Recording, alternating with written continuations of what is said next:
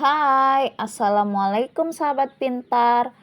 Pada pertemuan kali ini, kita akan membahas materi bab 7, kelas 4 sekolah dasar, yaitu teks tentang asal-usul nenek moyang kita. Semoga sahabat pintar dalam keadaan sehat ya, dan semoga materi ini bermanfaat. Selamat menyimak. Teks yang berjudul Nenek Moyang Kita. Sebagian orang akan menjawab dengan tempat kelahirannya. Sebagian lainnya akan menjawab dengan daerah asal atau suku orang tuanya. Misalnya Bugis atau Aceh. Ada juga yang menjawab dengan daerah asal kakek neneknya. Atau malah kakek nenek buyutnya jika mereka tidak berasal dari daerah yang sama. Misalnya kakeknya dari Jawa dan neneknya orang Dayak. Ada pula yang asal leluhurnya lebih jauh, misalnya Pakistan, Tiongkok, Arab, atau negara lainnya. Tidak jarang kita berjumpa dengan orang yang berdarah campuran. Di darahnya mengalir berbagai suku atau bangsa. Kalau sudah begitu, sebagian orang lebih senang menjawab, "Saya orang Indonesia."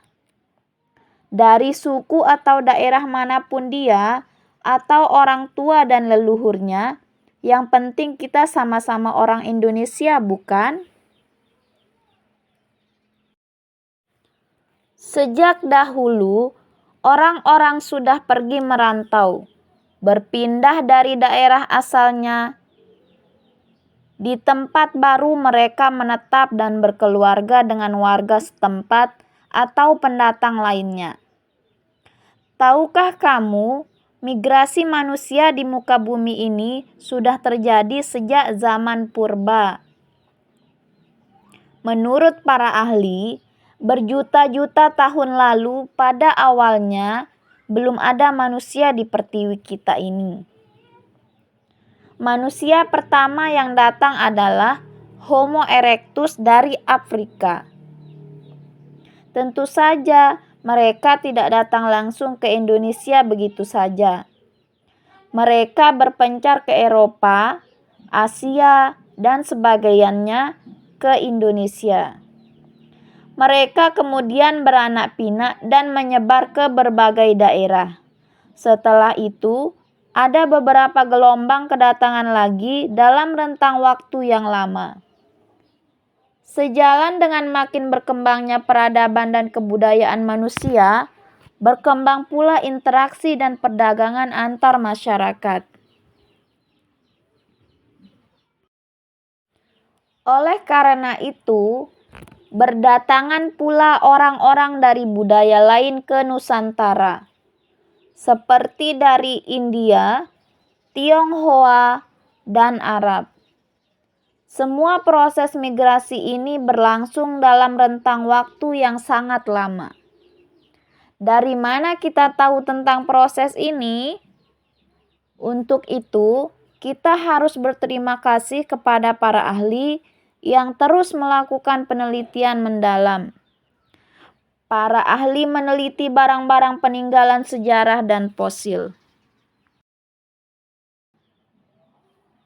Nah, di sini ada gambar yang dapat membantu kita menjelaskan gelombang kedatangan nenek moyang kita pada zaman dahulu kala. Oleh karena itu, mari kita perhatikan dengan seksama.